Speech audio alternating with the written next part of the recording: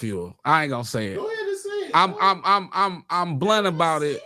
However, I think that there's this false expectation just for people dating or hanging out, as the doc says. Yeah. And it's just like, you're out of control and get a grapple on life. Like, you got to get a UFC hold on life, man. For real, for real. Yeah, jiu-jitsu, a grapple. Yeah, a grip. You know, a hang on something. Because some of the shit people be thinking is okay, and the issue that I have with it is the fake standard that comes with it. It's like that's not even a standard. It's not even a realistic standard. And shout out to his goofy ass or her goofy ass for keeping up to that standard. But over here, that standard does not matter. Mm-hmm. And guess what you can do, and that I would love for you to do. If you do not like it, please exit stage left. Because there's a door there. And when you get there, Sandman's there with a broom to push your ass on up out of there. You feel me? The Sandman. You feel me? But Phil, get this damn camera off me, man.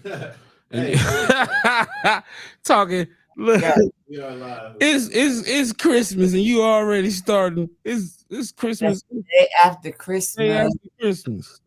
I hope everybody had a happy Christmas. A merry Christmas. What did you get? Who, me? I ain't getting nothing. Oh, damn, Phil. Doc, what you get? I know you got something. You got children. You got a son, and I know. Well, she's there with family and everything. I know you got something with the family. And I know one of the men that's interested in you. They done sent you something. Nope. You ain't. I got a question on that, because that's a good question before we saying this. No question.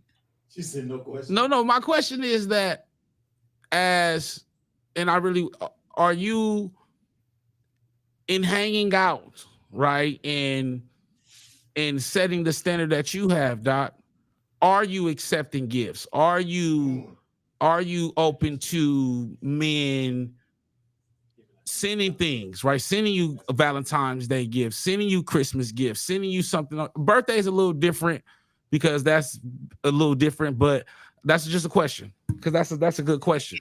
For me, it depends on how long I've been knowing the person. Okay. So my friends that I've had for 15 years or more is more accepting because they know me. So it's not doing things because they're trying to get at me. It's just that they know me.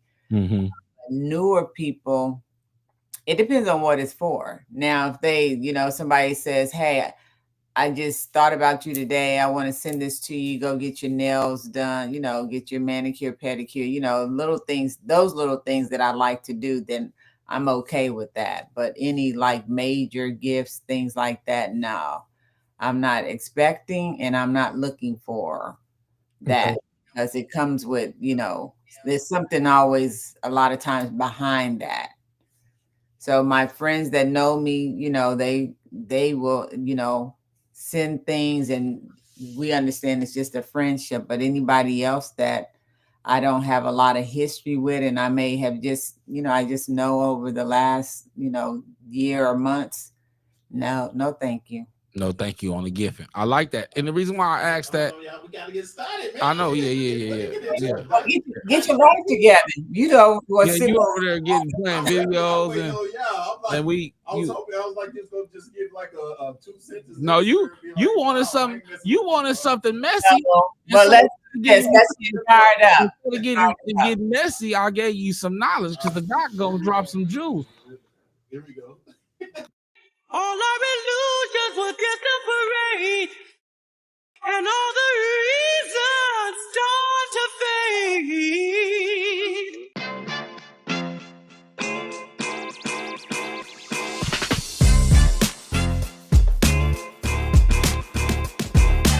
What's up, everybody? Welcome to Reasons, the show where you can give your reasons why you think what you feel about what we're talking about today.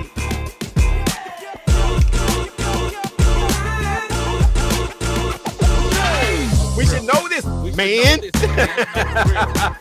We say that.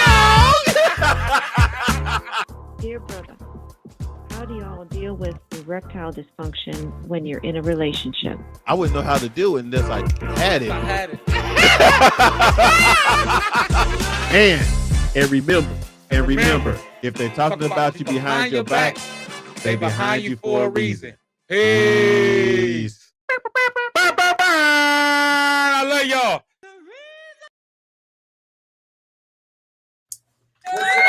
What's up? It's Fire the Front. Man, you on your time. Yeah, because you rush me. One simple job. He only got one job. You see, I just, hey, man. It's Christmas. No. He can't even give me the gift of not throwing me under the bus. What's up, LA's in the house? Heather, I see you in the house. Heather. You guys, thank you for joining Fired Up Broadcasting. I hope y'all had. This your boy Phil. Thank you. Fat Boy in the building. You already know what type of time we're here. And it's Dr. C, the place to be on Come Fire. on, man. All right. Liv may be joining in late. He's got a little situation going on that, so we got to, hopefully everything is good to the point where he can join us. Maybe share what's going on. Hope everything's good though. Before we get started though, yeah, because I wanted to give Dr. C her flowers. The consensus is out, man. The ladies is loving it. Everybody is loving, definitely on my end, the feedback on your addition to the show is phenomenal. And I wanted to give you your flowers. We love your perspective. We love your knowledge. We love your standard. We love you definitely as a co-host. So I wanted to give you flowers early. Oh. Yeah, let me get it on first.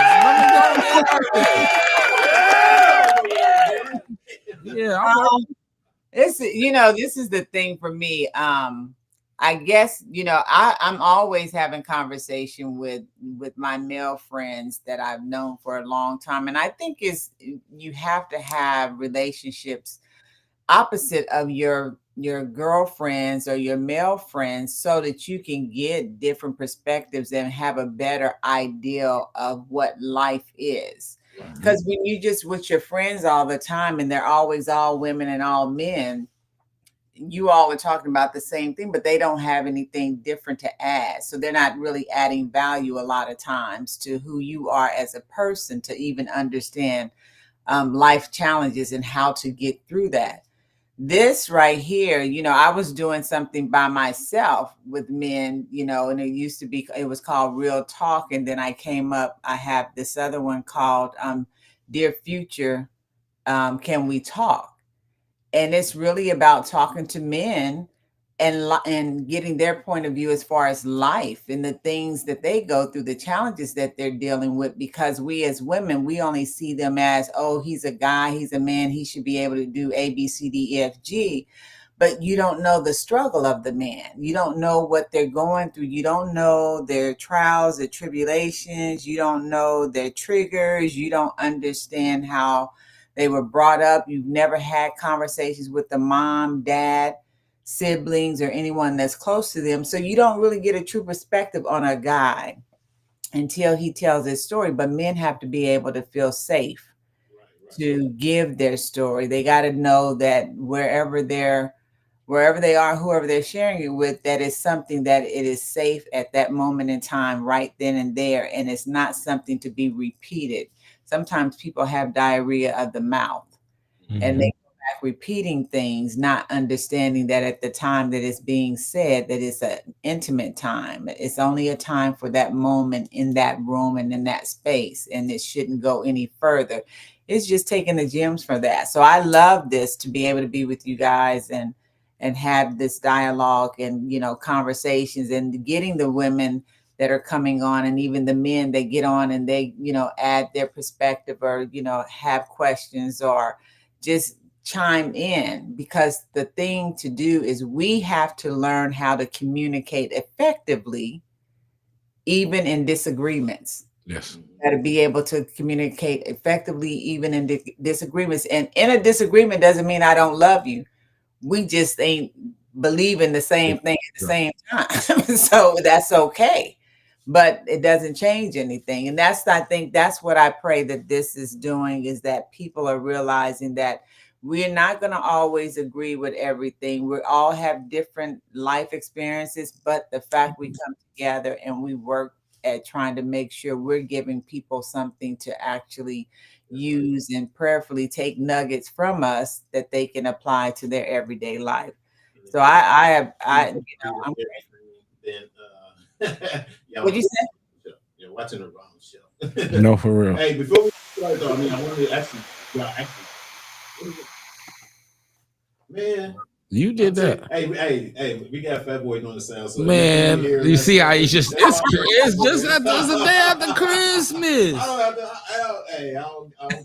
to take all the blame this time. All right, man. So, we're talking about, oh, Lance is on there. Wait a minute. Hold on. What's up, Lance? Is in the house. Garner is in the house. Thank you guys for joining. Sharon, man, did get in on this conversation. Hey, man, make sure y'all comment too. What your ideal of a real woman or a real man? What's your ideal of a real woman or a real man? And I know that's probably a lot of you guys got opinions on that. That's gonna be crazy. Yeah. We got a Dear Brothers, Sisters coming up, and then also we got History and Black Ones coming up with Chuck Berry. Chuck Berry, right? Chuck Berry, yeah. But before we get into all that, you know, I gotta have some sort of interview. I mean, Phil got messed. A question that I think we kind of covered some of this or whatever about when it comes to kids. But Phil got messed, man. But anyway, you guys let me know. Listen to this. And y'all let me know what y'all think. Right? So messy. And then I hope everybody can hear this too. Make sure everybody can hear it. The strip, the spinach, milk, all of this, what I'm going to order, you can do this to go. To go? Yeah. All right. Okay.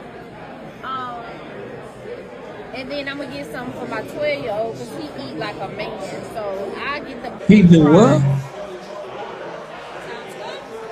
And then I might as well get her something for him to eat tomorrow. I ain't going to feel like cooking. Okay, now hold on for a minute. How much stuff did you just order? How much you got, ma'am? How much you got? I already put in the wings. Those are going to come for here. And then I have a spinach dip. Spinach dip to go. Buffalo sandwich to go. Buffalo sandwich to go. Chicken tenders to go. Yeah, that's all I have. I got 3 children. You know that. You got 3 children? Yeah, so I'm going to order all them something. Buffalo sandwich to go. Chicken tenders to go. Yeah, that's all I have for now. That's a lot to go. You might as well go. That's too much. I can't. And this is our first date. Ain't trying to be funny. This is our first date. I'm not taking care of your children. Am I crazy or she crazy? I mean, I'm just trying. Am I crazy or she crazy? She's not trying to get it. It's our first date. Do I supposed to take care of her children? I'm not going to Look, get him. I don't care, man. Where you from? Look, I'm so sorry. We need to talk about it. We need to time out. Keep the other stuff we ordered, but we're going to time out on the 15 to go order. Okay. I didn't know you had kids. You didn't tell me you had kids. Okay. I'll be back. Yeah, be back. We got to talk about this.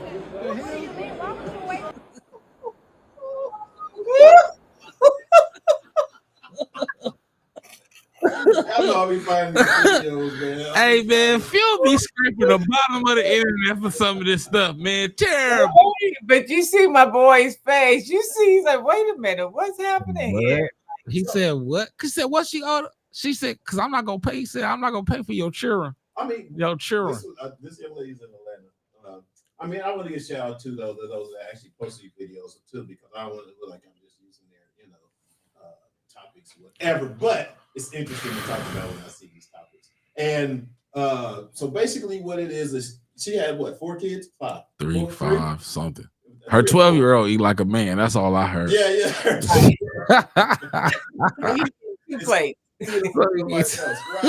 Right. So, I mean, Greg said, what?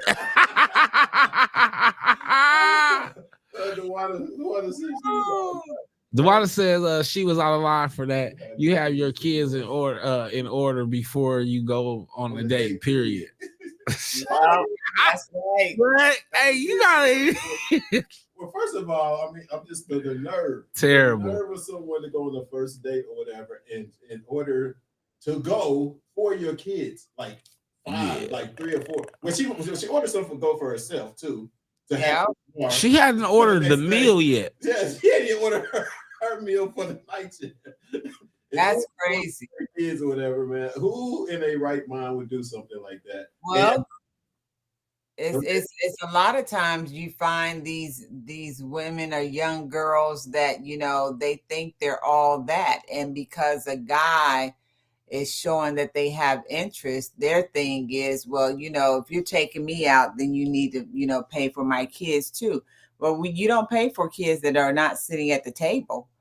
You know, now, it's one thing if the guy says, "Hey, I want to take you out and, you know, bring your kids because I want them to come," you know. So that's him saying that he has enough respect for you to know you have children, and if you haven't fed them or whatever the case is, you can bring them too. I don't mind, so I'll make sure that I pay for them as well.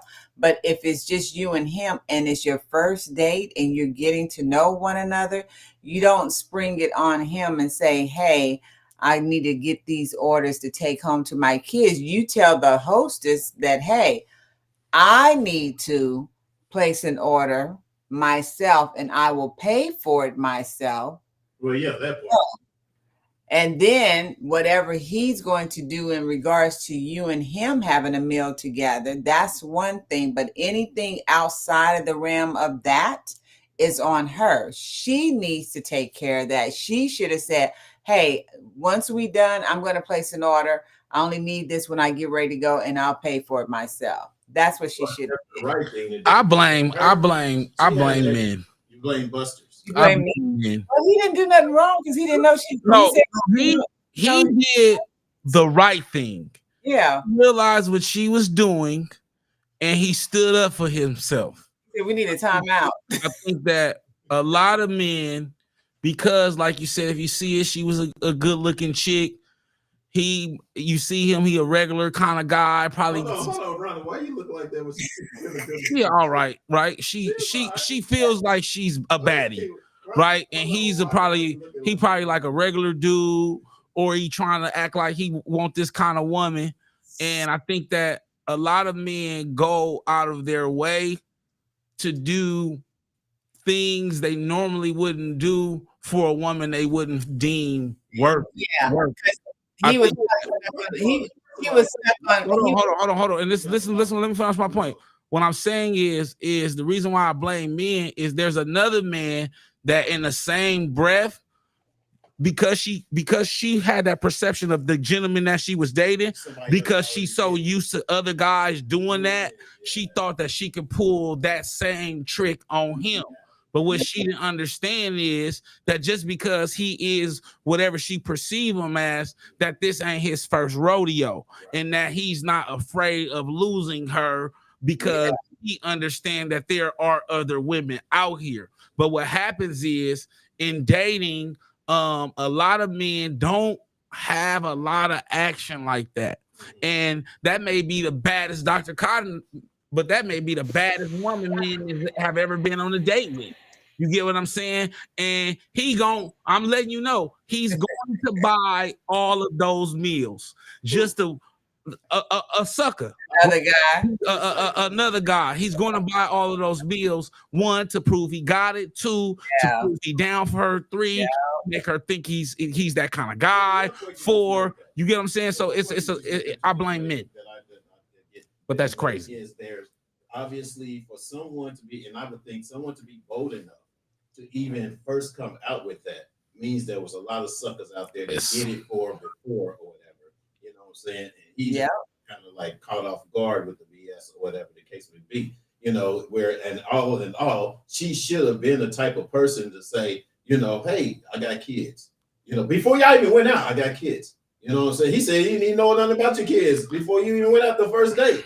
Well, he didn't know she had children. That's fault on him too. Yeah, because those are questions. He didn't ask a lot of questions. It goes back to what we were saying. Exactly. Yeah, asking questions. You know it's kind of like, did you ask if she got kids, or were you just going out the first time?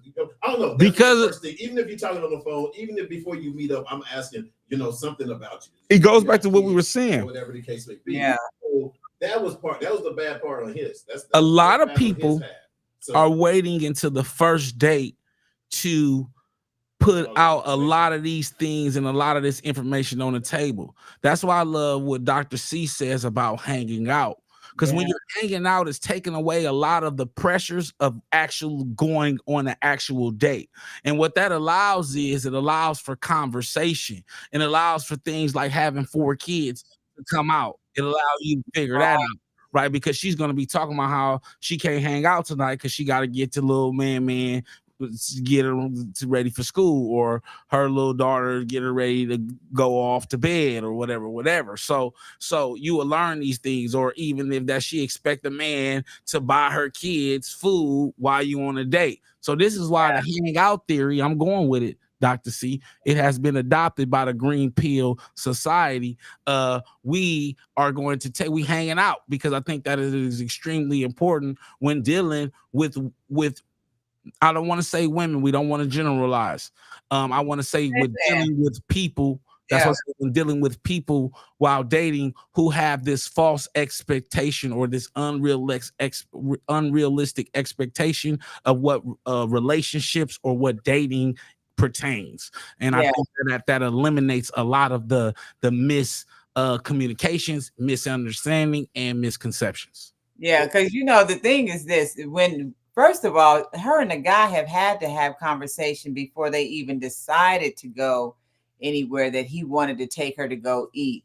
So during that time between whenever she met him to the time that they finally decided to meet up, that conversation about the kids probably should have came up in that, and instead of just allowing to the restaurant.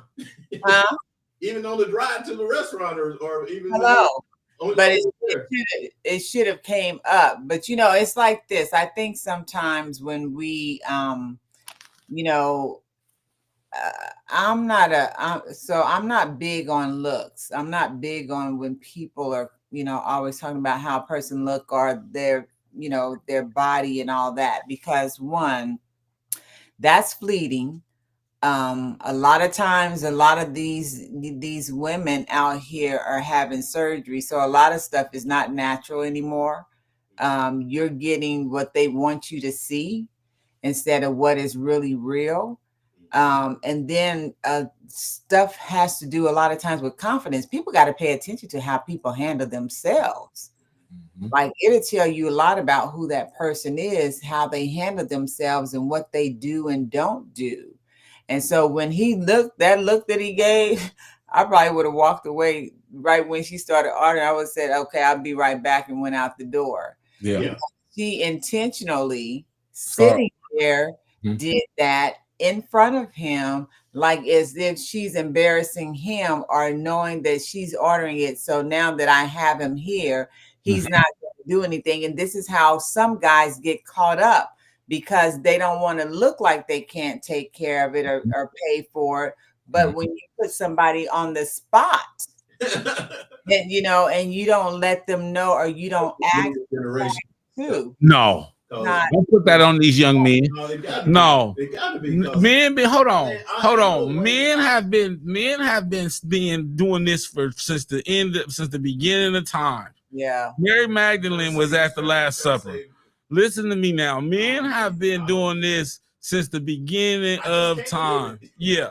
Yes, they have been. I think that now women, and this is what women understand that. Some women understand that's when men are naturally tricks for real. Yeah. Hello, trick or treater. Men are naturally tricks for real, because, and I'm gonna tell you why. I learned this. This is from an old ex trick. Look. You are taught that you are supposed to do these said things or have these said things before you can even talk to a woman. But what happens is, that's why you get your red pill dudes. What happens is when some dudes get the money, get all the things, and they still can't get women, they realize one thing: you still gotta learn how to communicate and stick up and stand up for yourself and be able to articulate the things that you want to say and do.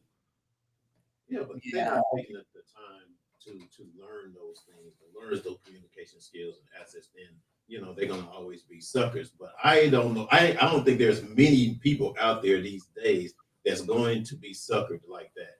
She's gotten a couple of suckers or whatever, what I'm saying, beforehand to do that type of thing or whatever. But I just don't think that's a lot of. You know what? I think Hold on, run with the comment real quick. I just want to get it out the way because I look like we be behind on there. 1, 2, 3, 4, 5, 7 children. That's what Greg said.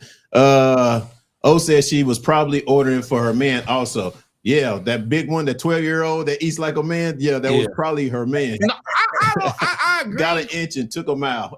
I agree, That's Big right. O, but I ain't gonna lie. I really think she was ordering for her kids, bro. That's just a lack of respect, or that's just the level of expectation and a false that reality that these young women have today, bro. That they expect a man to do, bro. I don't even think it would. It's so cold nowadays. I think back in the day it was like that. It's so cold nowadays. I think it was for her 12-year-old that eat like a man. Tori because says, she didn't want to cook. Yeah, Tori Keep it said 1,000. life is the killer of facade. Real life is the killer of facade. I like that. And what's she say? Careless? I don't say careless, but I care less what she looks like. Facts, fat boy. yeah. Yeah. She put careless together. Yeah. Greg did that. I just wanted to, you know, say I thought that was a crazy, you know, video. It was That wild. basically, but in well, this is the thing. This is the thing. Who was recording this? a friend, somebody else that was sitting there. But they was on the first date. Yeah, they were on the first date, but I they was were thinking, who was Were they recording? double dating? might have been double Was dating. it a setup? Whoever it was sitting across from them. You can see where they're sitting across Yeah, from somebody them. probably was watching it. Just in the restaurant. Somebody just in the restaurant next to him. No, somebody with them. Somebody had to be with A them double date drink. at the table with them. That's why she ain't. And she was like, that's why she's in that. you in know, that my position. 12-year-old, he eat like a you with Yeah, with the head get the roll and shit like that. Because my 12-year-old, he eat like a grown man. I couldn't Okay. help but laugh at that. All That's right, crazy. all right, man. Let's get into this first topic, y'all. You want to go history blackness and then go? Oh yeah. No, I forgot this. Let's get into history of blackness. Look, Fat Boy won his turn. No, man, we gotta do the show right. Come on now. Let's go, It's Christmas. baby. Hey, you're all right.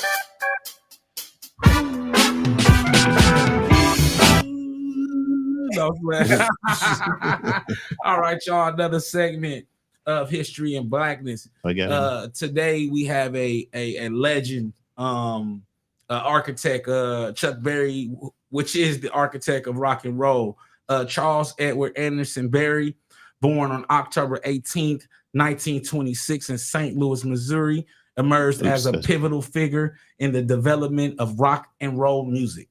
Raised in a middle-class African-American family, Berry's early exposure to music came through school and church performances. He skillfully blended rhythm and blues with country music, creating a distinctive sound that resonated with a broad audience. His 1955 hit "Maybelline" marked his ascent to stardom, followed by classics like Johnny B. Goody, Roll Over Beethoven, and Sweet Little 16, which have become enduring anthems in the rock and roll genre.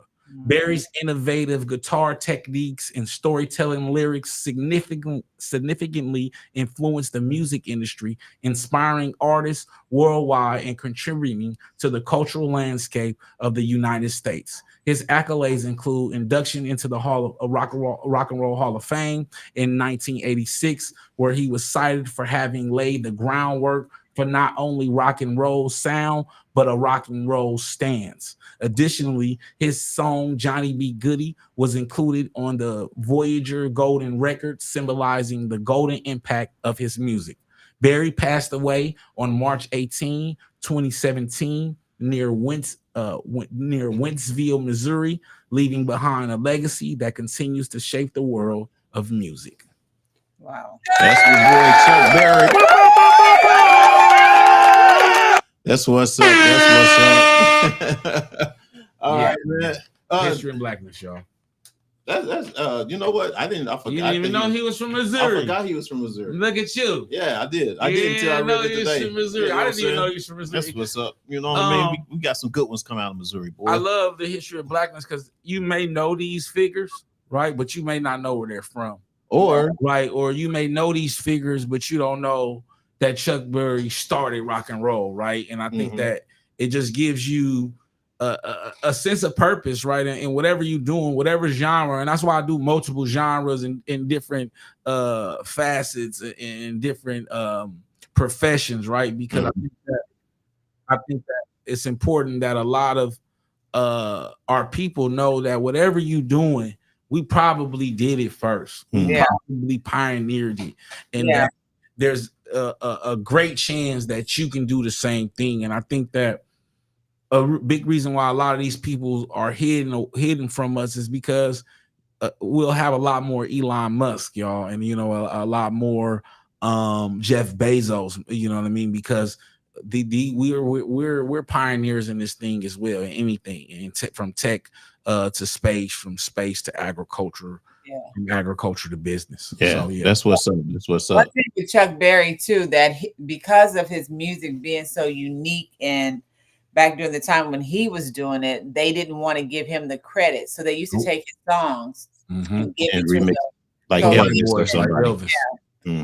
To those cohesions, especially those white male groups, for them to do it, and a couple of white guys that were starting out, that would do it and give his stuff to them for them to put it out there. But it was really he gets the credit for a lot of those people having a successful career coming out the gate back then, because it was so segregated. They don't want people of color to do anything, so they try to take it away and act like it's somebody else's stuff.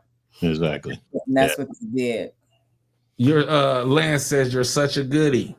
Yeah, who you talking to, Lance? I think you're talking about Chuck Berry. Oh, the song. That's the song. Such a goodie. How it go? I don't know. Nah. I know Maybelline for sure. No, Maybelline. Yeah, I remember Maybelline. All right. Hey, so all right. So we got the topic of I don't know if you guys, have y'all do. Y'all better have opinions on this. Your idea of real women and a real man. But before I get into that, I have another video today. I got videos today. Oh God, Jesus. Oh Lord, we're gonna survive the video epidemic. I got videos today now. I got you. All right, here we go. All right.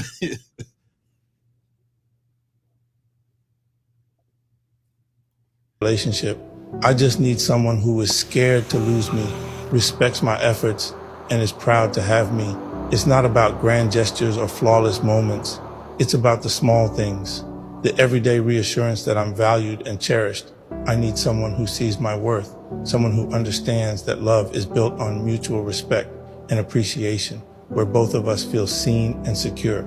I want to be with someone who values the little things I do, who notices the care and attention I pour into our relationship.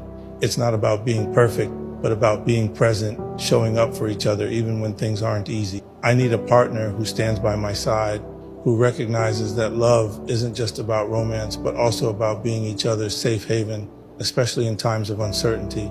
At the end of the day, I want someone who truly needs me, not just for the good times, but for all the moments in between. Someone who is proud to say, that's my person, and who never takes me for granted, because that's all I really need, just someone who's willing to hold on to us no matter what. I don't need a person. I like it. You like that? Because normally you be scraping the bottom. You must have found that at the top. Vicky's that guy. But you know what? I everything he said, that's exactly how I feel, because you don't want a person that is just that's only with you for what you have. You got to have somebody that is ready to grind with you. So when you're winning and when you're losing, you need that person to be able to grind with you and don't take you for granted, because that's what happens a lot of time. People take other people for granted. And when you're taking people for granted, then you lose sight of the value of the person in your life. And that's the sad thing. Yeah. Lose sight of the value of the people that we have in our life, that you know, you love them or you fell in love with them for whatever reason. But then when you're looking for them to create your happiness, when you're looking for them to always affirm and confirm for you who they are or whatever they're trying to do, and everything has to be about them and they could care less about what you're doing or going through, it becomes hard, because now you realize that, okay, that person is really just down with me because they see what I can do or how I can stand up and be there in their corner, but they're not really there in my corner for me. It's like a burden. Now that I got an issue, it's a burden. Mm. But as long as they okay and I'm complimenting them and I'm, you know, holding them up and making sure they're good, then life is good. But as soon as I say, hey, I need you, you know, I need to be able to talk to you. I need to be able to cry on your shoulder. I need you to be able to just console me. Give me some solid advice. Mhm. Let me know that I'm going to be okay, even though I feel like I'm drowning. And Yeah. I keep coming up, and every time I come up, I put up a finger because I'm letting you know I only got a matter of seconds left before it's the end. Mhm. Can you acknowledge that for me and not just say, oh, you'll be okay? No, I'm not going to be okay. You know, so I like that what was, you know, what was said and how they Yeah. they did that. Simmons said that's AI's 50 Cent. Simmons, it might be AI's It 50 might be AI, but it is true real. in facts, and it's real. And one of the things, and that's why I, of course, wanted to put, because I am basically in that, you know, that same position too. You know what I mean? I don't want the perfect person. I don't want the perfect woman or whatever the case would be, because just like Rhonda was just saying, you know what I'm saying? If you ain't got that person that's going to be with you doing the bad or doing the most couples that mainly hate that last a long time is the ones that went through trenches. The Yeah. one that went through, you know, certain things or whatever, to the point where they know that outside of that, they ain't gonna find nobody else better than that for them. You know what I'm saying? They're gonna be with them forever or however long, you know what I'm saying? So that, you know, my is my ideal of a real woman. That's my ideal of a real woman. So, let me tell you this. One time I was praying and I was asking God, you know, when you're going through relationships, you really want to know what's happening. And so I was asking God, you know, about me, like, Mhm. you know, who am I in regards to who God said that I am. And one of the things that he made perfectly clear to me, he said, I have created you in my image and you are perfectly flawed for my purpose. Mm. So that means that every negative inconsistency, corniness, dry, whatever it is that people feel is a flaw, to me is perfect for him. Mhm. Because he never intended for us to be perfect. Exactly. And he never intended for us to be the same. Mhm. Sometimes you need to see the flaw in somebody else to understand that if you can see that in them and they're good, then obviously whatever I'm dealing with, I'm going to be perfectly fine. Mhm. So I had a thing called perfectly flawed. I am perfectly flawed in Christ There you go. because that's who he said that I am. Mhm. I don't have to be nobody else. And when you know that that's who you are, guess what? You become real bold. Like you ain't got time to be tripping with nobody. Like, Right, yo, yeah, exactly. Yeah. big rock. I see you later. Deuces. Exactly. You know, because Exactly. you know that you're good. And that's the whole thing. So that AI of 50 Cent is very perfect about the ideal person when you're striving and you're wanting to do whatever in life. You need someone that really just loves you and can just grind with you while you're going on your journey, so that the journey is not alone, but it's with someone that is willing to take the journey, even if it doesn't turn out perfect. Right. They can be there in the midst of it and you can go along together. Exactly. I like that.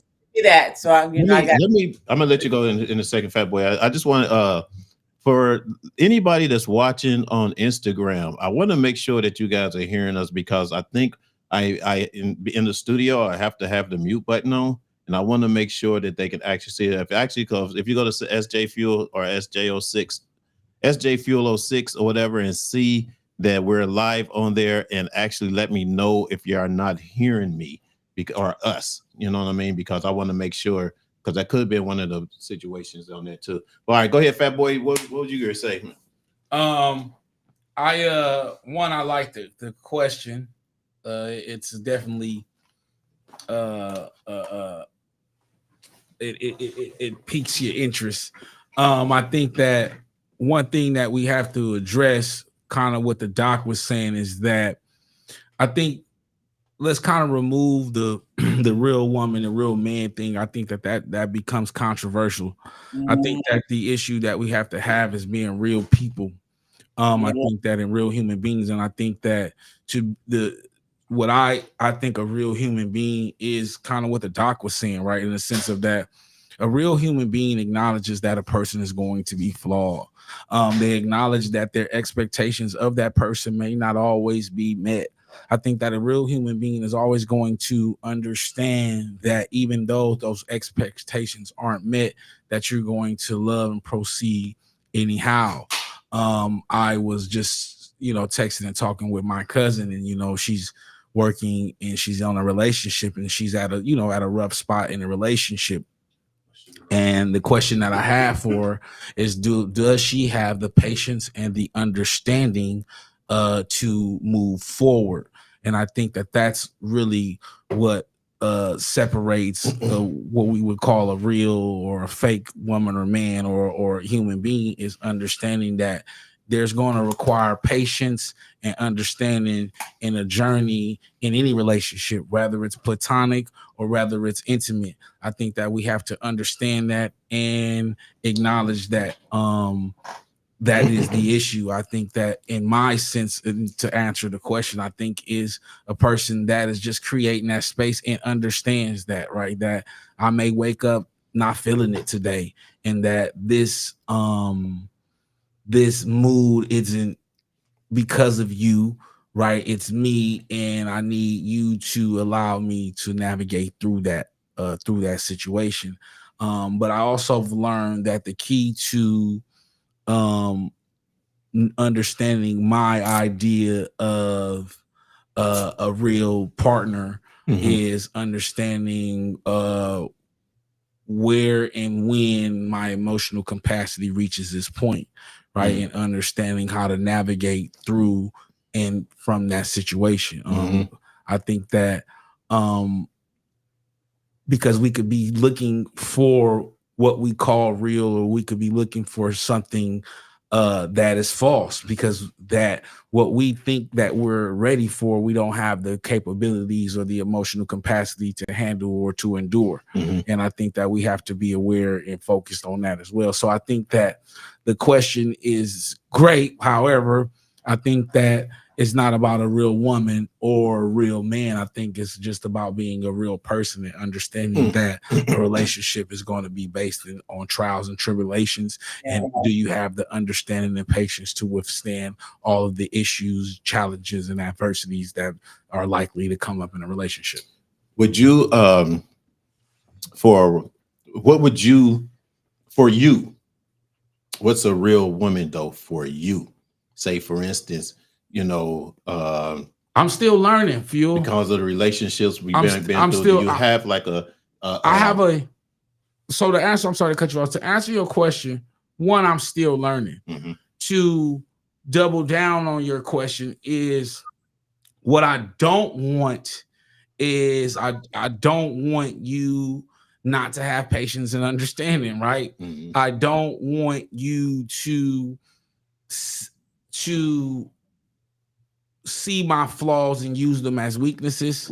Yes. I don't want you to see my flaws as me. I think that they're a part of me, but they aren't me. Right.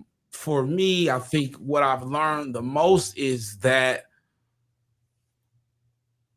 as I learn what I want, it also has to do with ego things as well. So as I transition into what I really want in a woman, or what I perceive as a real woman, I start to understand that a lot of things that I perceive that I want in a woman, I lack in myself as a man. And so as I begin to address those things within me, I realized that my idea of what a so-called real woman is changes and transitions. So some key things is I like a little nurturing, y'all. But then I also realized that if my partner, I meet this beautiful woman, right, or this great woman, and she just doesn't come from that background, do I run out on her because she's not the nurturer that I'm looking for, or do I practice patience and understanding, right, to dropping nuggets, acknowledge that flaw within her? Do you get what I'm saying? And I think that is what I'm learning as a man and growing to be a husband, right, in preparation to be a husband. Yeah. You dropping nuggets, man. If I had some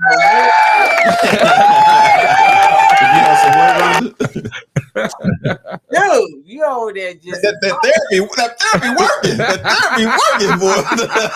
No, that therapy working. Therapy, hey, you get your money like a month. I appreciate you sharing it with us. We learn it too. But you know, so he made a lot of valid points.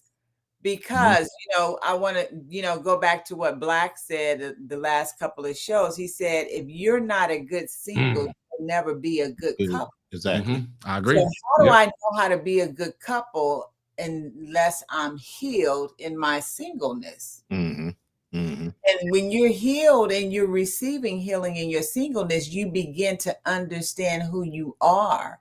And then understanding who you are allows you to have grace for other people that you're encountering that may be going down the same road that you're going down, not the same kind of journey, but you all end up in the same place.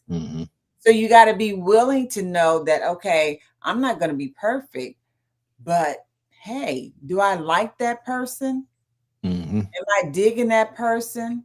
Do I love that person that even if everything's not good, I'm still digging that person? Exactly. So this is what I say to people. If you lay your head down with someone and you wake up and you look over at them and you can't smile, then that might not be the guy or the girl for you.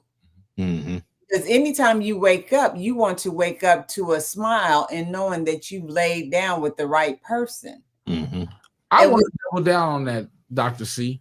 Go ahead. I want to say that I agree, but I think that what I've learned in the journey as well is are you willing to find that smile again? What you mean, within yourself or within them as well, right? Because when we're in a relationships, there's a level of accountability on both sides. And though they are dealing with some things on their side and some traumatic issues on their side as well, what have you done to bring that smile? Because there is also, as your partner, there is a responsibility there, right? You're not responsible for their happiness, but you're responsible to create that space for them if you're saying that that's your partner and that's the person that you love beyond that. So I think that when you are waking up to that lack of smile, right, I think that is when the relationship starts. I think that was my biggest issue in the relationship. I think when it got ugly, right, and when we couldn't figure it out, when I was flawed and I didn't like how she was talking to me, right? And we both were at odds. I think the relationship then had just started. It was then when I was supposed to start to listen to keys and as my therapist was saying, is looking at responses.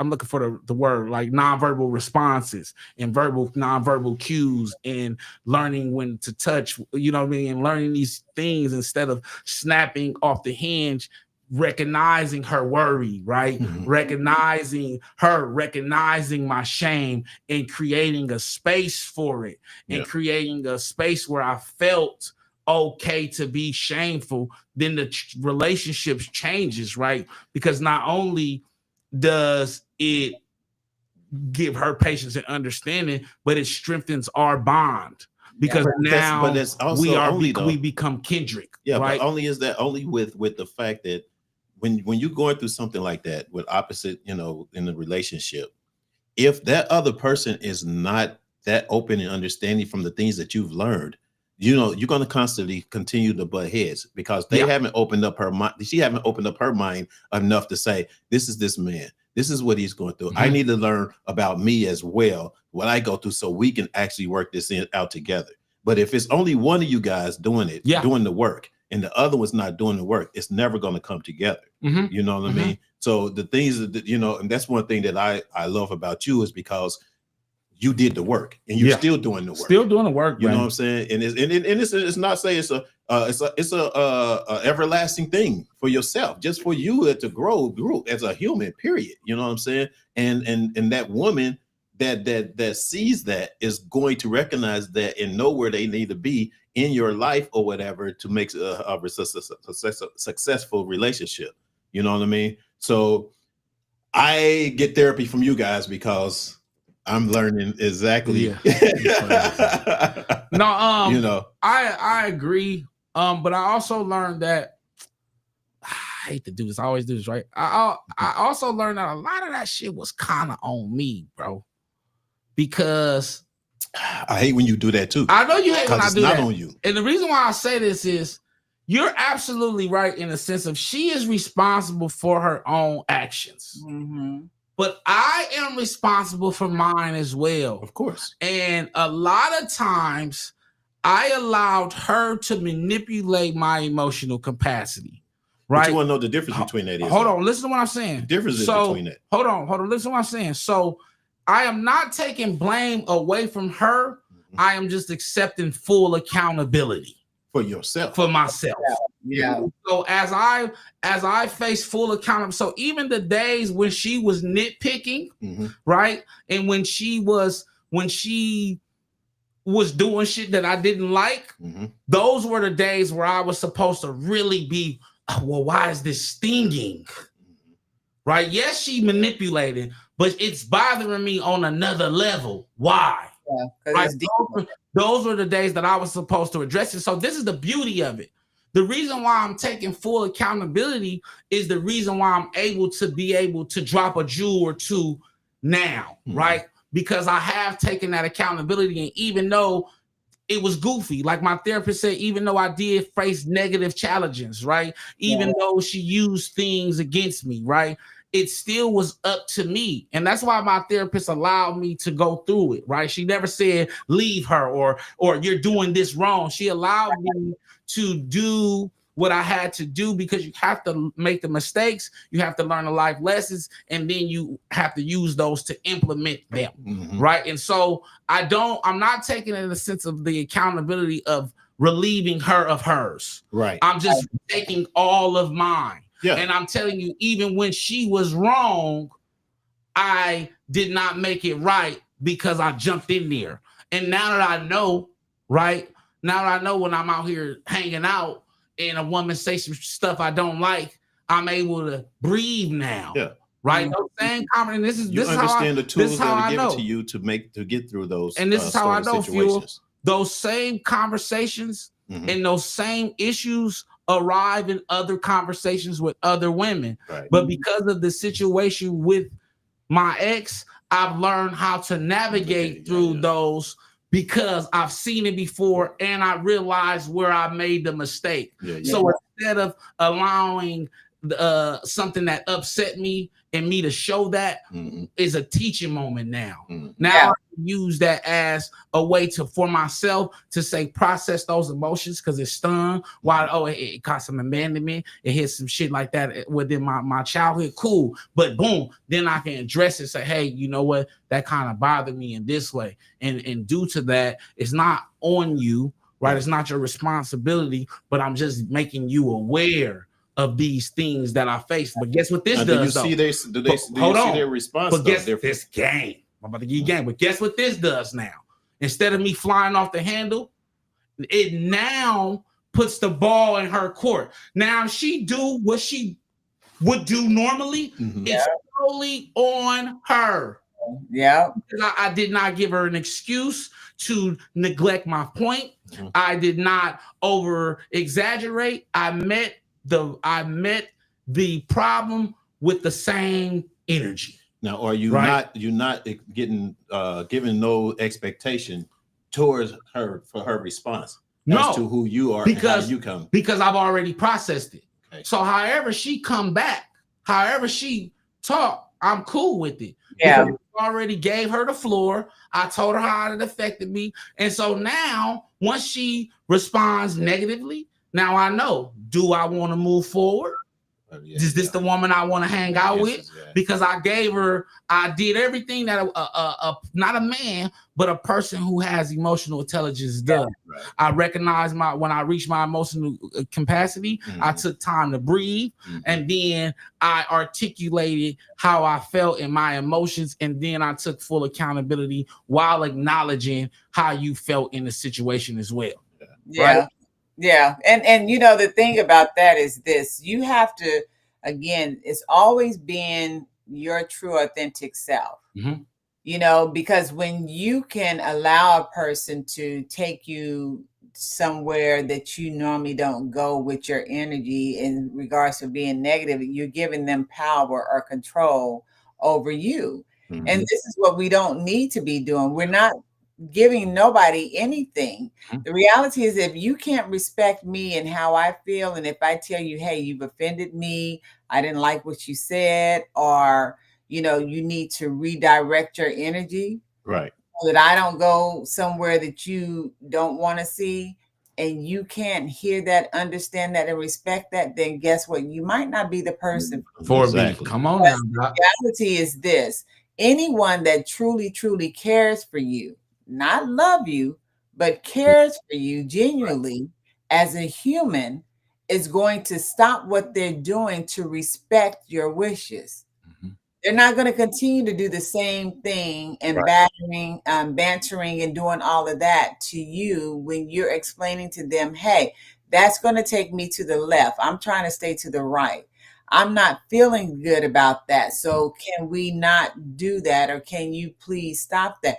People especially have to when they know your trigger points. Exactly. So you got to learn a person's boundaries. And when they're telling you that they have boundaries and they explain it to you, whatever the boundaries is, now don't try to take it and manipulate the boundary, but respect the boundary so that the person can become the best version of who they need to be. And if you're desiring to be with them, if they're willing to be that.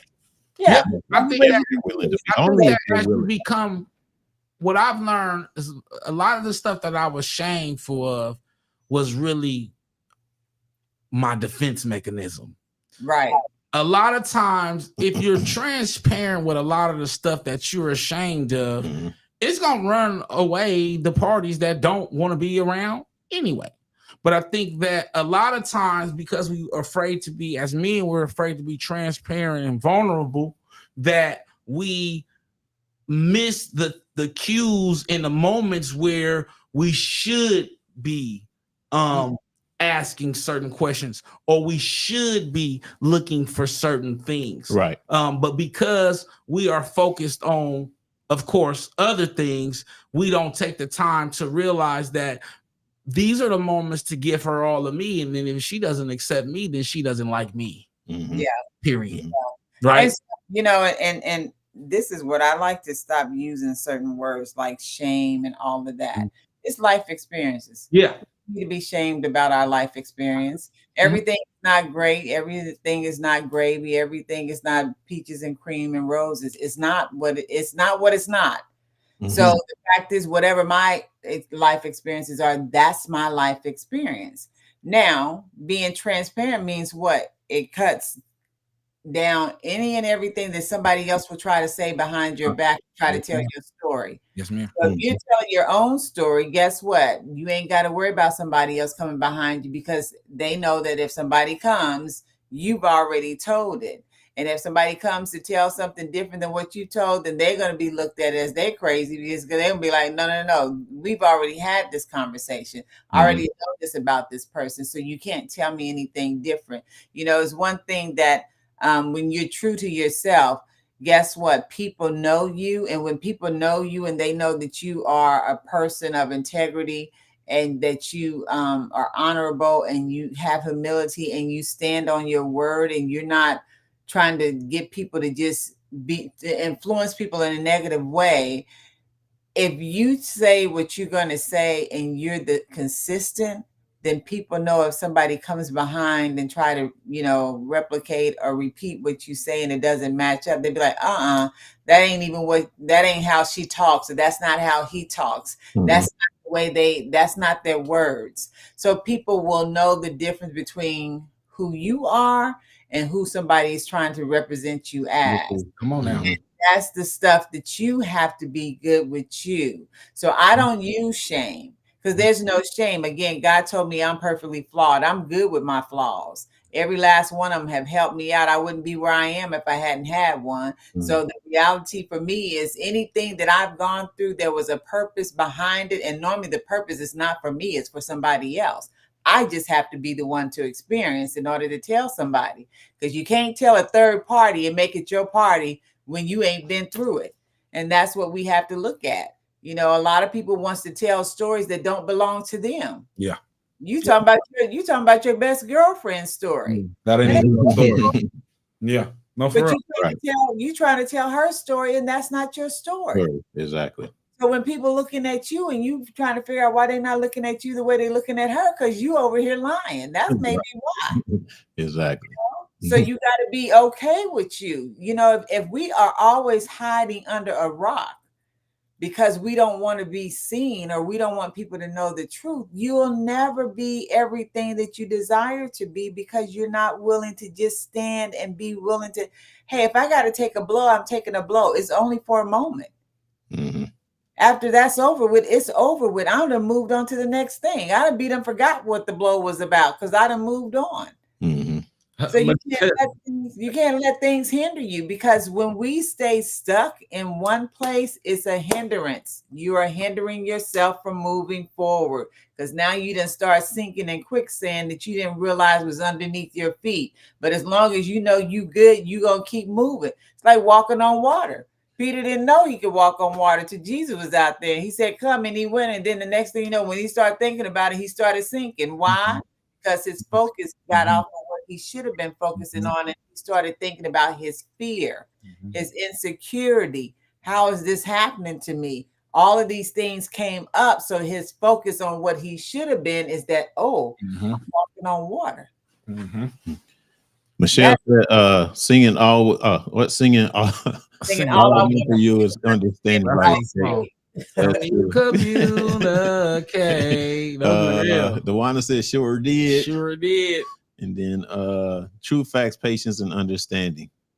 And Aziza, what's up, Aziza? Watching. I see you watching.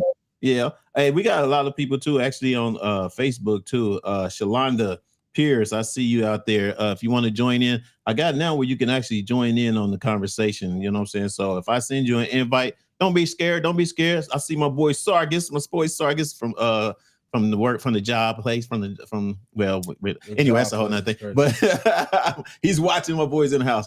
Hey, so I guess that's gonna cover it. I mean, unless somebody got some comments out there y'all want to add to what Fat Boy and Miss Cotton was saying, Dr. Cotton was saying, go ahead, feel free.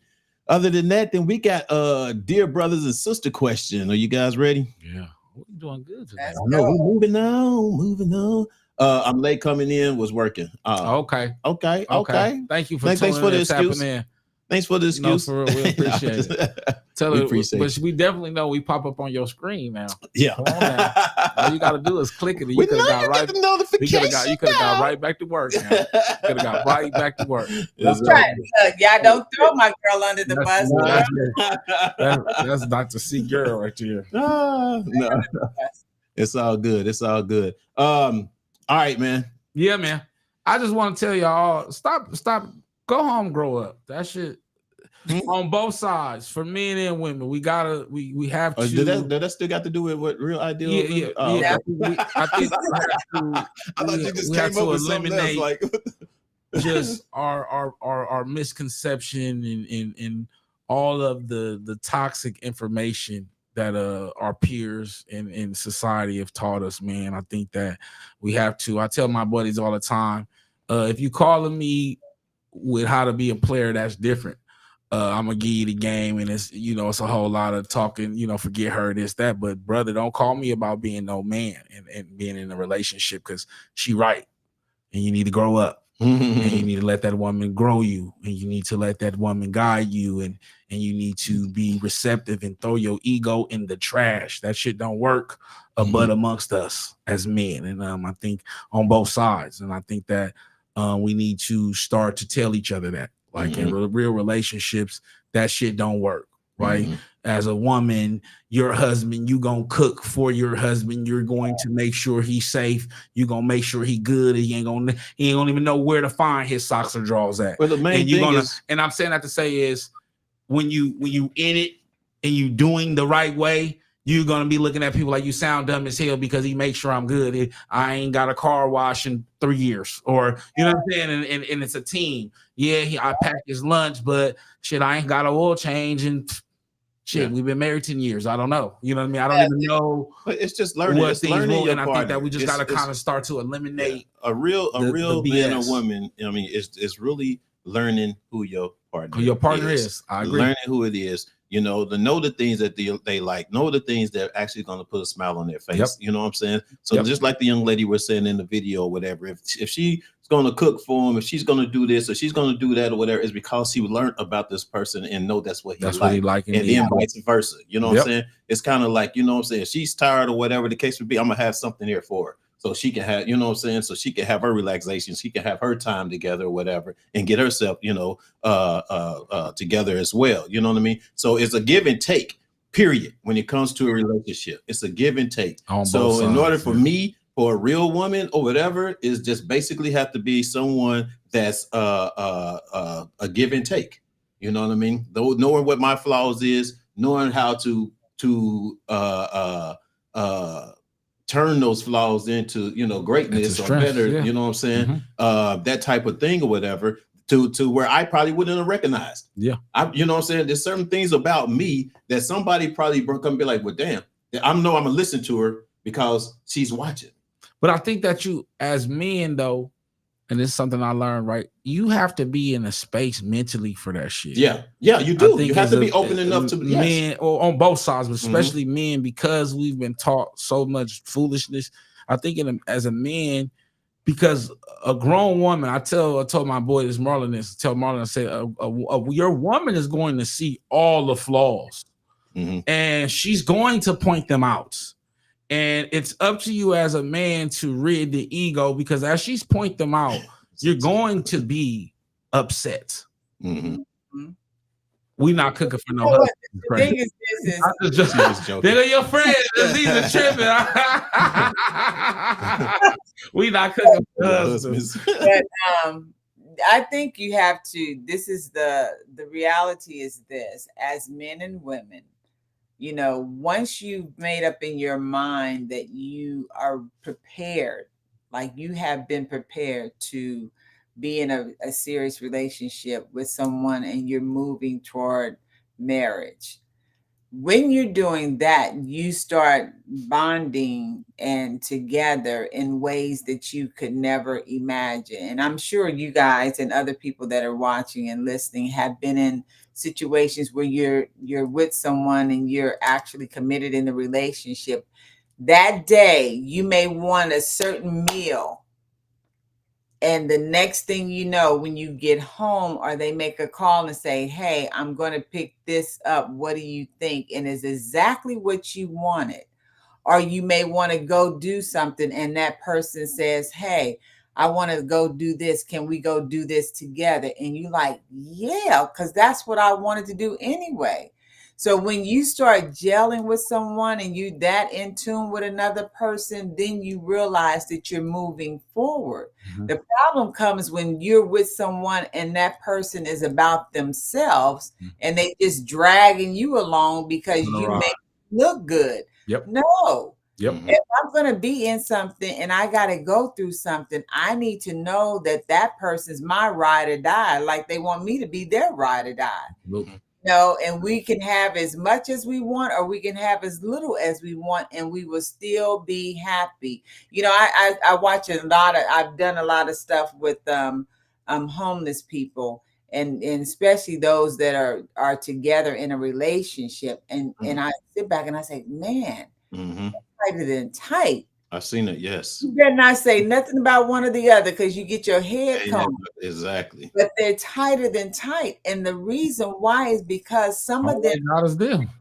They have had a lot together, and then they've lost a lot together.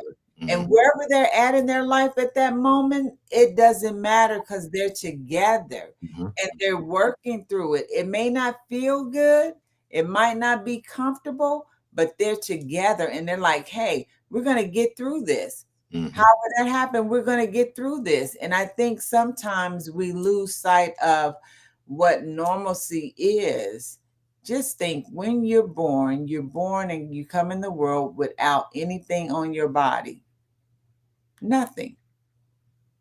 When you leave here with things that people feel ideally what you would want to have on leaving this world. But from your beginning to the end, what is happening in between that time? How are people seeing you? What are they thinking about when they see you?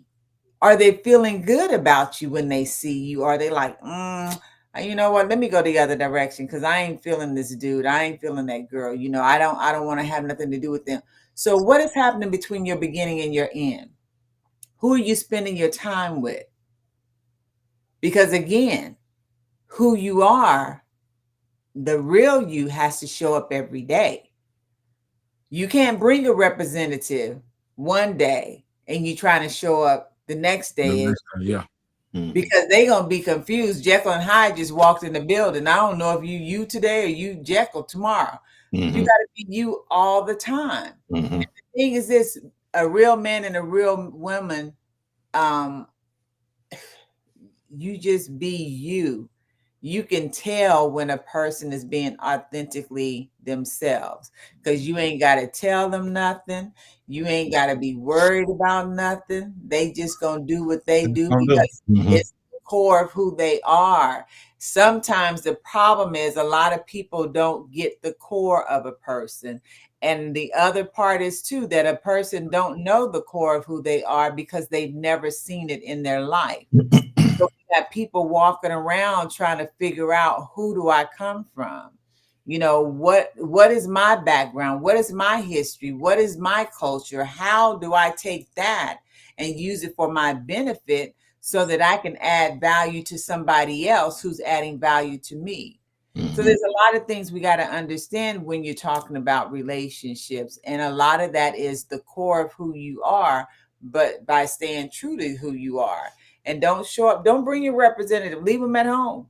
Don't bring them out. Let them stay home. Aronzi says, Kaya will. Kaya will. Hey, we're going to talk about that next week. We can get into Dear Brother This. We got to talk about this girl that is killing the internet. Kaya, Cooking with Kaya. Cooking with Kaya. That shit is hilarious. I think I watched like 2 videos, but what I've seen is I've just been seeing so many videos. I don't really get it though. I don't understand the hype behind it just because she's, you know, attractive little young lady or whatever. I think it's a lot of young ladies like that they spinning the block on this bad B era where we don't cook, we don't clean, we don't do none of that. And for the last 5 years, girls have been getting into dates, not doing nothing. Right. For real. Ain't been giving up nothing but a little booty here and there. And they've been expecting. Now you got this girl like Aziz said, that women that cook already like her. They don't have a problem with her, right? But there's a lot of women who have not been cooking and they hating on her. Like she said, people just hating on her because she's exposing that you've been getting away this last 3 years and you only know how to make tacos. And here it is, this regular little girl. She like to twerk. You can call her ratchet. She's not the cutest thing in the world, but I bet you she gonna take your man because she gonna keep him fed and at the house. And I think that we gotta address it next week because it addresses so many aspects of society today. As men, the expectation of women, how women go out their way to hate on other women who are going against the status quo. That's where the names like the pick me names come from, and all of these names come from because there are other women who've band together who have said men ain't giving up nothing either, but that's another story. Absolutely, it's gonna be a battle. All right, let's get into Dear Brother, Dear Sister. It's gonna be a battle next week. There she go. That's how we opened up the. That's my girl. Leave her alone. Leave her alone. Show her.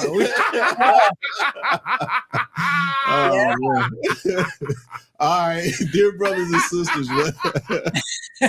So the question is, and we of course Lift ain't with us today, so I guess I'll go ahead and read it. Dear brothers and sisters, why do we extend more grace to to people just because they're family? Why do we extend more grace to people just because they're family? Well, so speaking as a mother, I think, you do it because, it's the right thing to do. The Bible tells us to do, you are to forgive. Yeah. And in forgiving, when you genuinely forgive a person, you forgive them. So you're not thinking about whatever it is that happened before. I can bless you out 1 minute and I'm good, within 2 minutes, and I'm over it. I don't have time to keep regurgitating, back to something that happened 5 minutes ago, because we've had the conversation. I've said my part, you can say your part. So I'm going to forgive you and I'm going to keep moving. But a lot of times people don't like what you say, so they want to hold on to it, or they try to use it against you. It doesn't work because I've already told you what's happening, what's going to happen, whether you like it or not. But I think with family, because you're trying to show them unconditional love, and a lot of times they could take that for granted. They can take it for granted because they know you are. Yes. So that's when you are continually extending grace to them because of that, but then there comes a part in time that grace runs out. Grace do run out. You get me to that point, my grace is gone. Yeah. Well, there's one thing of forgiving someone and then someone continuously doing something to manipulate the situation. They know that you're going to forgive them because they're family. Yeah. I mean? So there's like you said, there's a thing of taking advantage of a situation or whatever, or a problem within the family, and you basically not really trying to better yourself behind it. You know what I mean? Yeah.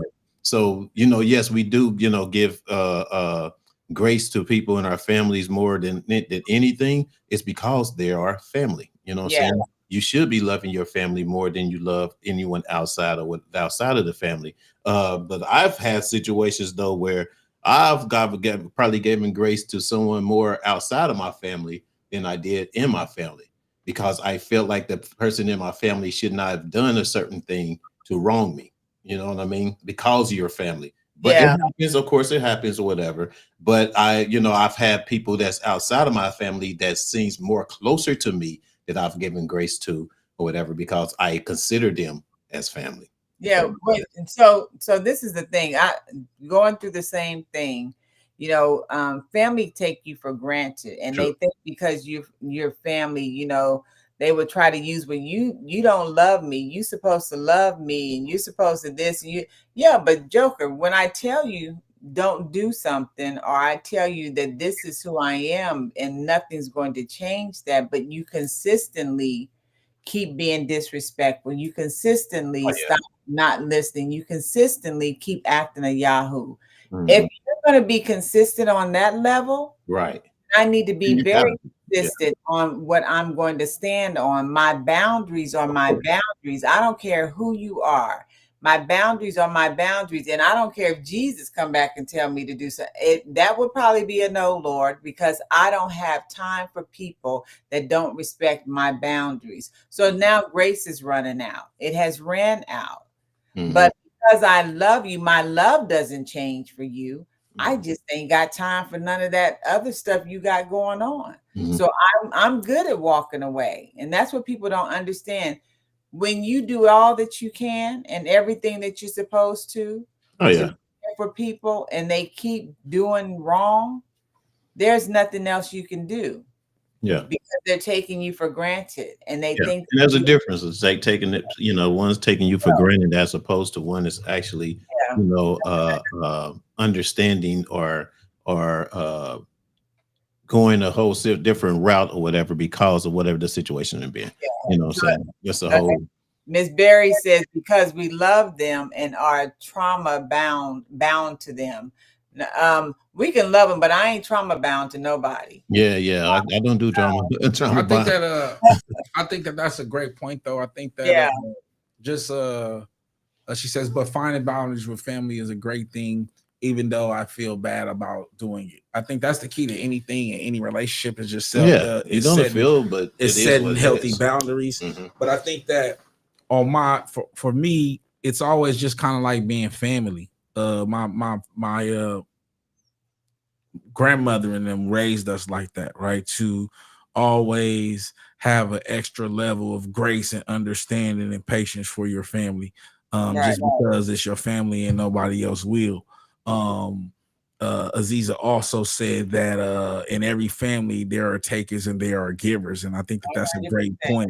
That I think that even once I realized that you're a taker, and that I'm a giver or vice versa, I think that the understanding of grace is learning to not treat you any different, but learning how to deal with you. Realizing that when this person is asking, that I'm not giving it to them because they're asking, I'm giving it to them out the kindness of my heart. Right. I think that that's still operating within the grace.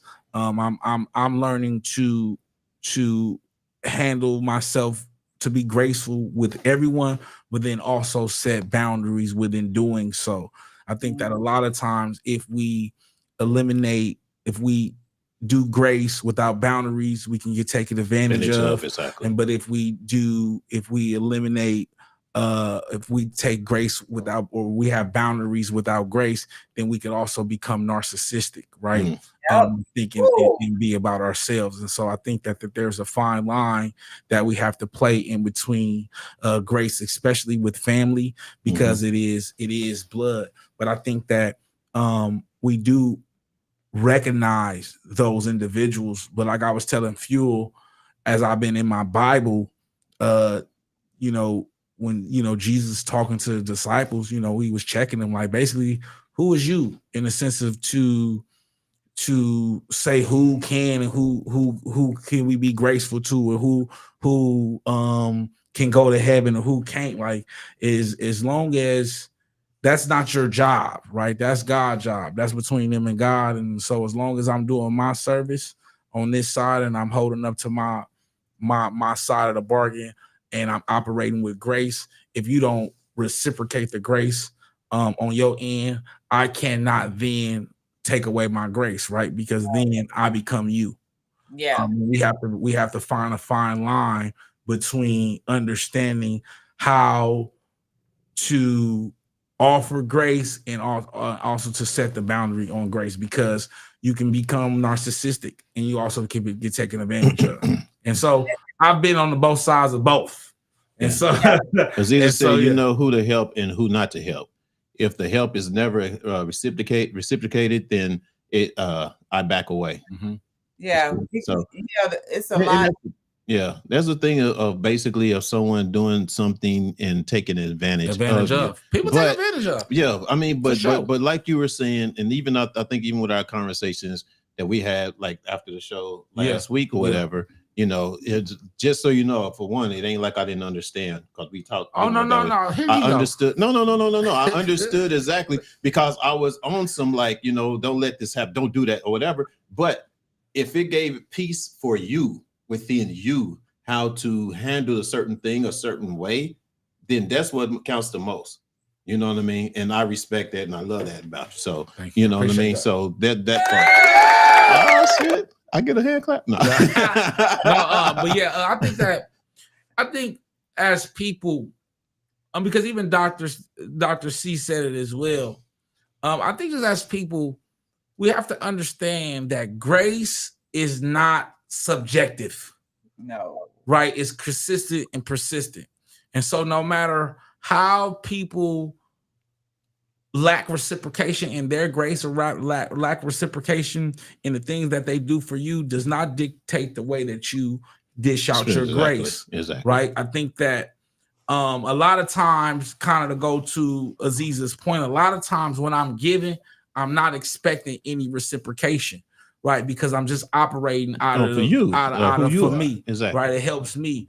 And I think that if we all start to move in that level of grace, then a lot of the disappointment and a lot of being taken advantage of will be taken away, right? Because you can't take advantage of me if I gave that to you. Right? If I ain't looking for nothing back, if I ain't looking, you didn't take nothing for me. I gave you that $100. And then also another thing, kind of like I was telling Fuel, then I also get to see who you truly are, and it only cost me $60, $100, $200, or a date. You know what I'm saying? Yeah. And it cost me a lot of time. Right. And I got to see the real you. Exactly. And I still maintain my character, my dignity, and my integrity throughout the process. Because a lot of time, I know, especially as me as a man, I know that a lot of time I'll allow someone's action to predetermine my actions. And I think that lacks emotional intelligence, and that's just not a man. A man doesn't allow anyone to dictate, like my father say, they kill and flow, right? I get it now. You don't never allow a man or any person to dictate how you handle a situation. If you want to handle a certain way, you don't yell about it, you don't make a scene about it, you just handle the situation accordingly. I think that's with everything. Yeah, but it takes, what I think what's lacking really right now, especially for millennials and millennial men, is having great OG mentors. Men that really have gone through some things, that know how to come out of it, but also can help them understand who they are as young men. Because when you're walking around trying to find yourself, you don't have your father figure that you need in your life because they may be dead, locked up, or just not existing. You got to have somebody that can talk to you about what it is to be a respectable man. Someone where people will look at and say, oh, that dude got integrity. Like they got it going on. And it ain't even that you're doing anything. It's just you being who you are, but also you have the respect for other people. One of the things that when you talk about grace means that you got to be able to serve other people that are sitting in the seat that you're trying to get in sometimes. Yep. You got to be willing to serve other people when you don't want to serve, because when you're serving other people, that's your grace. And you can serve them without expecting anything because you want the best for them, whatever that may be, whether you have monetary things to give or gifts to give or your time, which is very valuable. You got to be willing to just serve, and in serving somebody else, then you understand, okay, I do this because I want this to happen for them. I'm not doing it because I need it. I'm doing it because I want it to happen for them. So a lot of times it's me giving my time, me finding resources for somebody that needs it, just understanding what somebody else's need is. And if God puts a person in my life at a certain time when they're going through a hardship, then I know a lot of times it is for me to help them get to their next. Not for me to try to tell them what to do. It is just me helping them trying to get to their next. So whatever it is, once I get a clear understanding of that, then I work with them to try to help them get there. It's not always going to be reciprocal because sometimes people just don't have it, don't have the resources, don't know how to do it. But whatever you have to add value, then that's your service is your grace. Yeah, exactly.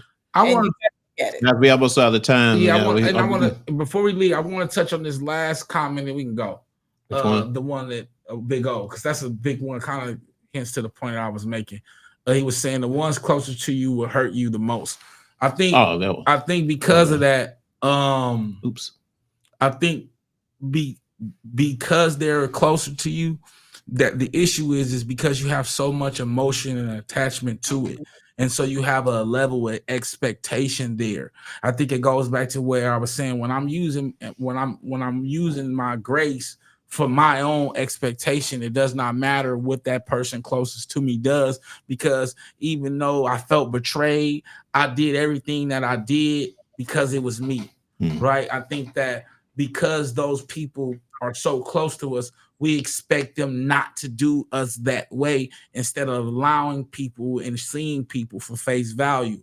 And Big O also says is you can have an OG, but if you just don't want to learn and go against the grain mixed with mental issues, people, especially family, could still do some unbelievable stuff. Absolutely.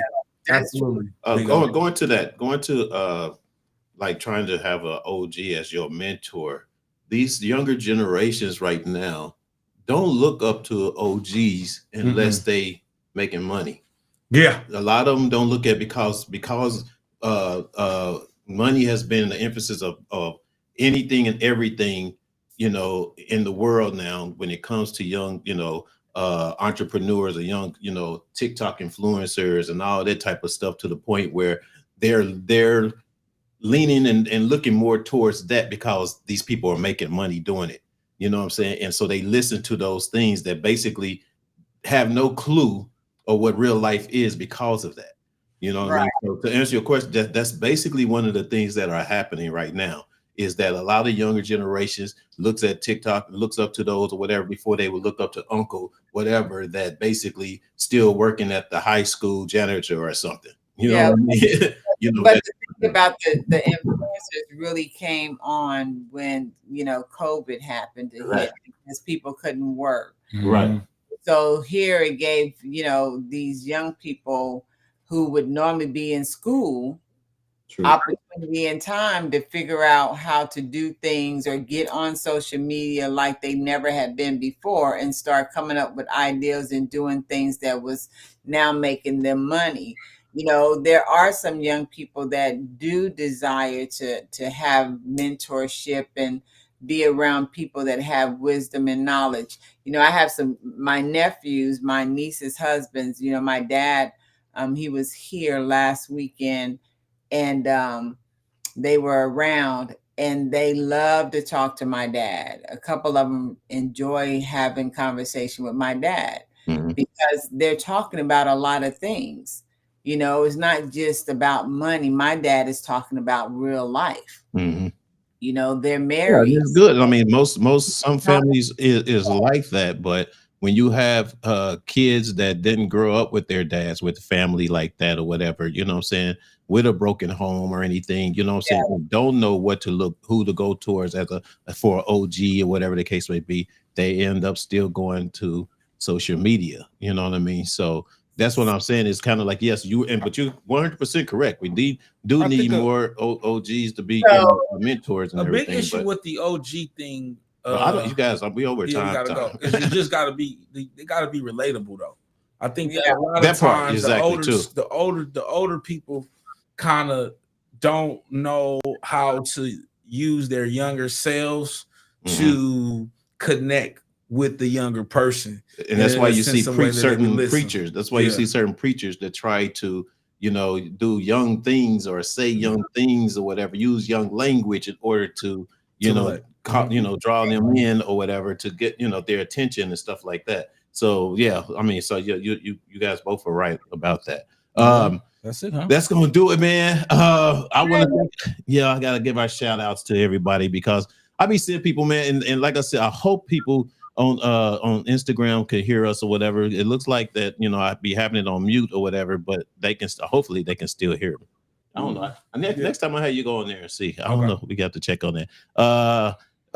Tina Idyon, is that how you say it? Tina, well, anyway, shout outs to you. Hey, Gray Ray, Beam C, and VCK Reader. We appreciate you guys tapping in on Instagram. And then also Shalonda Pierce watching on, and Sandra Hines on Facebook.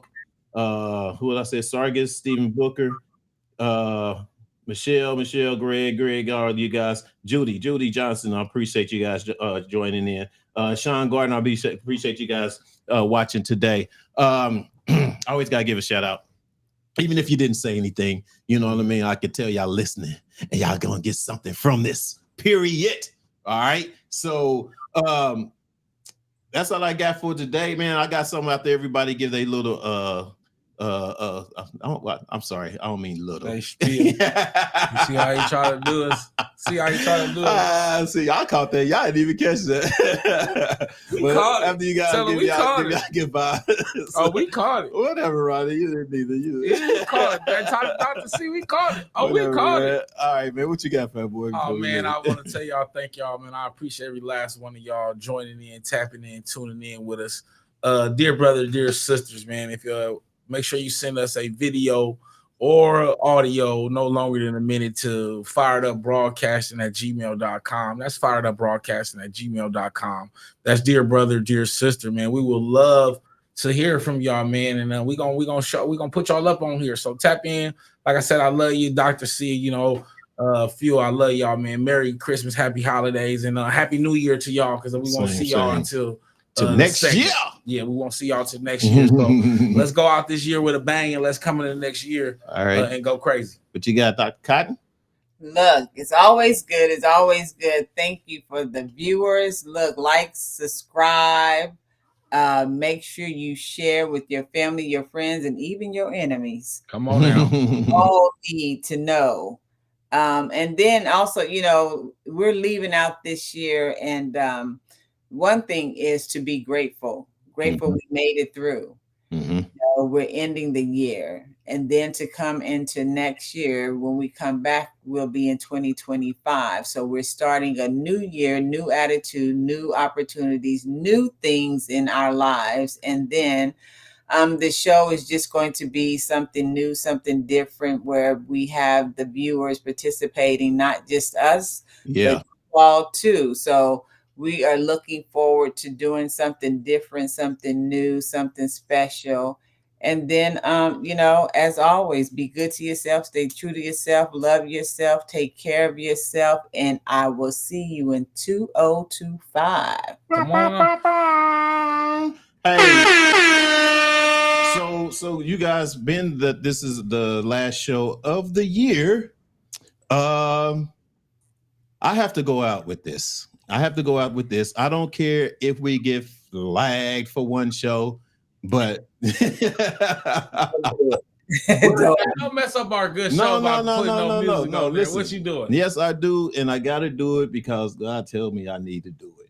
I what need to do it. I feel it in my soul. I feel it in my heart. So, turn me up, dog. Where? So, Bluetooth? Yep. We're gonna go out like this year. What's up? Wish y'all Happy New Year's next year. In this place. Yes. That's where we want to have this next year. In this place. That's right. It's the last day of the year. Me don't need to preach. No, I ain't gonna preach to you, but still. This, you guys, is from Marvin Mayer. If you haven't heard it, it's so touching, man. If you just sit back and relax. And I just want y'all to understand how much we appreciate you guys. Watch. I just want to help you find your relationships are being restored.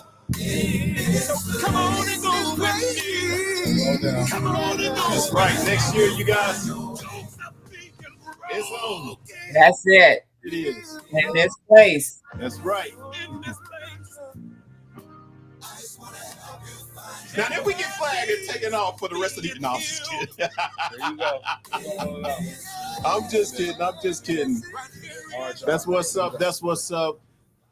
Happy New Year's Talk to y'all next week. Y'all look for the ads and all this stuff that we're going to put in. And especially if you want to come on the show, hit us up. We're going to see Yes. you guys are coming on the show, man. Can I get some burn? That's what's up. That's what's up. And we'll see y'all next week, y'all. Love, peace, and happiness in this place. You like how I did that, dog? Okay. All our illusions will disappear, and all the reasons start to fade.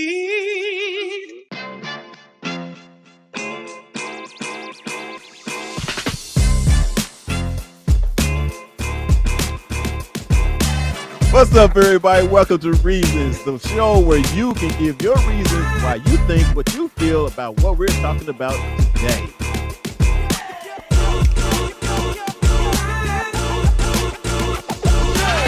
We should know this, man. We know. Dear brother, how do y'all deal with erectile dysfunction when you're in a relationship? I wouldn't know how to do it unless I had it. And remember, if they're talking about you behind your back, they behind you for a reason. Hey.